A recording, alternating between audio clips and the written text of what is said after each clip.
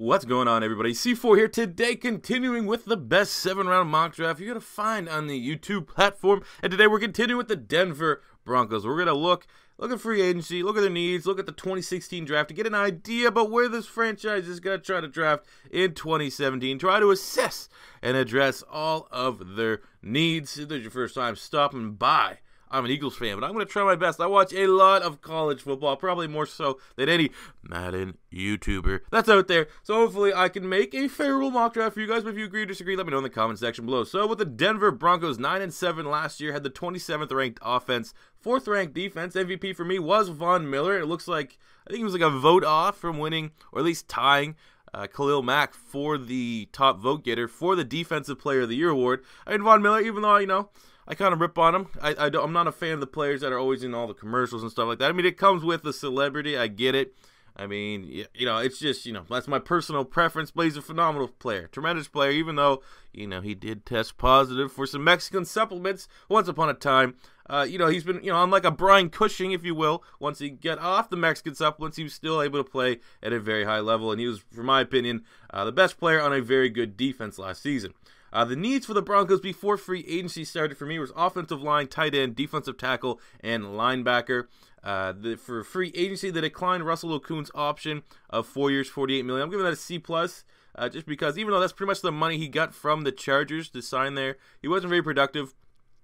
Everyone on that offensive line was fairly bad outside of the center last season, so I think that was good money there. And they were able to take that money and sign Ron Leary on a 4-year, $35 million deal. I'm giving that a B. He's probably one of the top guards, top 3 guard that hit free agency, and they need to desperately improve that offensive line so they can find some balance and run the ball with a little bit more consistency. And Ron Leary was an excellent pickup there from the Denver Broncos. And then they also brought in Domata Peko on a 2-year, $7.5 million deal. That's pretty much a Band-Aid if I've ever seen one, and we'll just give that a C grade. And that's really all the moves I have as of now for the Broncos. But again, like I said, I'm recording this. I can't just wait until free agency finishes, and they might have still some moves to make. So looking at the 2016 draft, how they did, how did I feel about it? Let's get a quick look here. In the first round, they went after Paxton Lynch, pick 26. I was actually fairly high in Paxton Lynch. I knew he was a project. I knew he probably wasn't going to play much next year, or last year, so it would have been. But I mean, there's a quarterback battle between him and Trevor Siemian coming for this season. I think Paxton Lynch has all the traits that you want in a franchise quarterback, but he just wasn't ready last year. He was too green. I mean, before the Carson Wentz train came on, Paxton Lynch was the quarterback I wanted Philadelphia to get after he had a 28-4 touchdown interception ratio for Memphis and won a lot of big games. But I mean, you didn't get a whole lot, got about 500 yards, 2 touchdowns last season in limited playing time. But I think he can definitely carry with a role. And personally, if I'm the Broncos, I would much rather Paxton Lynch be the head than Trevor Siemian. Maybe try to trade Trevor Siemian. Not necessarily sure what his value is, but I think Paxton Lynch should be the quarterback. Now with Tony Romo retiring as of today, I mean, for how much you want to believe that's going to be the final end game for Romo, I would go with Paxton Lynch as my starter. The second round, I got Adam Gotsis from the defensive tackle from Georgia Tech, a guy that played, I think he played like rugby or something like that. He's from Australia. I thought that was a really bad pick, to be completely honest. And he finished with 14 tackles. Sorry, I don't get that pick, to be honest with you. Third round, I got Justin Simmons, the safety out of Boston College. I think he can contribute on special teams already, and I think he's a good cover guy for if T.J. Ward or Darian Stewart go down. I think he's fairly flexible, can play both of the safety spots. But he's definitely more inclined to be a strong safety, in my opinion, even though he's free. They got Devontae Booker in the 4th round. Great value there. I mean, there's times that he looked like he might beat C.J. Anderson for the starting gig. He was one of my favorite running backs in last year's draft class, him and Jordan Howard. That was a good pick. They got Connor McGovern, the guard out of Missouri, in the 5th round. I like that pick as well. Andy Janovich, a fullback, in the 6th round. I thought that was a solid pick. They got Will Parks, the safety from Arizona. I think he's another guy that can make plays on special teams. Found himself a roster spot. Finished with 22 tackles and interception. So good depth there. And then finished out in the 7th round with punter Riley Dixon, who's, I guess, there wasn't a whole lot of rookie punters, but he was, the rookie punter. He started as a rookie punter. So realistically, outside of the Goats' pick, that was a very good draft from the Denver Broncos last year. I guess it still kind of hinges on whether or not Paxton Lynch emerges as a starter or not. But I like the upside with Paxton Lynch right now, and he's a good quarterback to have on your roster. And I think the upside, he might start this year. Like I said, my opinion as not a Bronco fan, I will go with Paxton Lynch, give him the ranks. But I mean, he has to prove it. He has to prove it in training camp. He has to prove it in preseason that he can, earn and deserve that starting quarterback spot. I think he will do it, but he has to go out there and ball out. So now, guys, now it's time for my 7-round mock draft. The Broncos have quite a few picks this year, so let's see how well we can do. So with the first pick of the draft for the Denver Broncos, pick 20, I've been going with Ryan Ramczyk, the offensive tackle from Wisconsin, 6'6", 310 pounds, plays left, plays right. I think looking at the Broncos' depth chart, they're probably going to hope that he can play left tackle because Donald Stevenson is not very good at all. But again, it's always a logical transition from college that guys don't jump into the left tackle spot right away. I think they get Menelik Watson from the Raiders at the right tackle spot, and that's not necessarily sure where they view him in terms of their depth chart. But Ramczyk is, in my opinion, the top tackle in this year's draft class over, a Cam Robinson type. Exactly what you need, man. They have to go offensive line heavy in this year's draft class because they're a team, especially when they won with Peyton Manning, they were able to run the ball, and they just could not get any push off that offensive line last year. I think Ronald Leary helps. They got Paradis who helps. But, I mean, right tackle, left guard, left tackle, all could use upgrades. As much as it pains me with Max Garcia, former Florida Gator, slated as their left guard starter. He's just, those guys are, they're not starters. And they're guys you may be able to survive with, but they're not starters. So getting a guy like Ryan Ramczyk can play right or left tackle. I think he'd get one of those spots, to be completely honest with you. I think Bronco fans getting an offensive tackle in the first round, you're going to hope that he can come in and slide and play left tackle right away. But you may have to worry, may have to slide him over to the right tackle spot. But they have to go with the best tackle here, I think, and get a franchise guy. A guy like Ryan Ramczyk didn't have a whole lot of playing experience in college, but pro comparison for him on NFL.com is Joe Staley, who's, the best player, who's been the best offensive lineman on the 49ers for even going back before Harbaugh was there. So I think everything really points to him being a left tackle, and that's not a bad line. Having, they had Ryan Ramczyk, Max Garcia, Matt Paradis, Ron Leary, Menelik Watson. That's definitely an improvement over what they had last year, and that should help out not only in the passing game by keeping Trevor Siemian or Paxton Lynch, whoever decides, earns, if you will, the starting quarterback gig, but how about the running backs there as well? So Ramczyk, for me, is an easy pick in the first round. Jump to the second round, pick 51. I have been going with Bucky Hodges, the tight end from Virginia Tech. 6'6", 260 pounds, ran a 4.57 40-yard dash, 39-inch vertical. This guy jumped out the goddamn gym, converted quarterback, turned into just lengthy monster. He's another one of those guys, a hybrid type. You're not going to get much in terms of run blocking, even though he has the size and the frame. He's a receiving tight end. And, a lot of people had, if you weren't going offensive line for the Broncos, they're going tight end. And they're, I see a couple hopeful mocks that had O.J. Howard somehow slipping to number 20. That's not going to happen. But looking at their tight end spot, Virgil Green, Jeff Heuerman, those are your two starters. I think you need to get a dynamic. None of those guys, they already plateaued already. They're both not, obviously Virgil Green's get up there in age.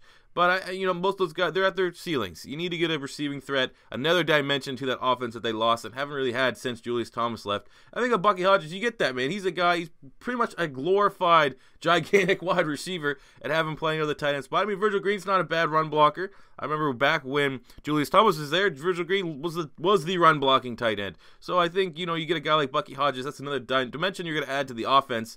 That very big offense, trying to cover Bucky Hodges, Demaryius Thomas, and say Cody Latimer, all these guys 6'2 plus in the red zone. That's going to be an absolute nightmare for some teams. So I think getting a playmaking tight end here in the second round of Bucky Hodges is what's best for business. Jumping to the third round, they have two third-round picks. The first one, pick 82. I have them going with Nico Siragusa, offensive guard from San Diego State, 6'4", 320 pounds, ran a 5.3 5.40, but put up 28 reps on the bench press, had a good vertical, showed great explosion at the combine. I think with this guy here, he's just your big mauler, just your big run-first mauler. And again, left guard, Max Garcia, you're a depth guy. You're a depth guy that can come in case of injury and be serviceable. I think Nico Siragusa in the third round can come in, opens up competition at the guard spots. Obviously, Ron Leary has that right guard spot on lock, but left guard, Max Garcia, Connor McGovern. I think adding Nico Garasusa, yeah, that's it. Nico Siragusa to the mix. This guy here's the reason why Donnell Pumphrey got all those records, man. He was the guy. Donnell Pumphrey needed to get some big chunky yards to get that record. He would find big old Nico Siragusa and try to run behind him. So he's one of the best run blocking interior offensive linemen in this year's draft class, and that is exactly where the Broncos need to strengthen as a great value pick here in the third round. Jumping to the second, third round pick 101. I've been going with Josh Reynolds, the wide receiver from Texas A&M, 6'3", 195 pounds, ran a 4.52 40. Big monster. NFL comparison is Marvin Jones, who set the league on fire for the first quarter of the season last year for the Detroit Lions after he came over from the Cincinnati Bengals. But big, rangy guy, one of the better jump ball wide receivers in this year's draft class. A whole lot upside him. Maybe, this might be a reach by a round. I think Josh Reynolds does have a third, fourth round grade. But I think when you look at the Denver Broncos, man, Sanders and Thomas, they're not getting any younger. And it seems like the depth guys aren't really carving out roles for themselves. Benny Fowler and Cody Latimer. Cody Latimer especially. Man, he was a second-round pick. What has he done? He's done nothing. I bid on it. I mean, remember he had a crazy pro day. And everyone's like, holy shit, he ran like a 4.4 something. He just really hasn't been able to carve a role for himself. Same with Benny Fowler. He's, not...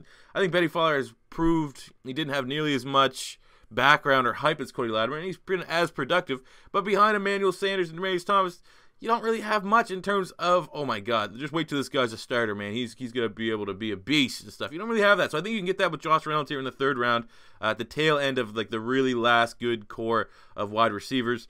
Good in the red zone, man. This guy just...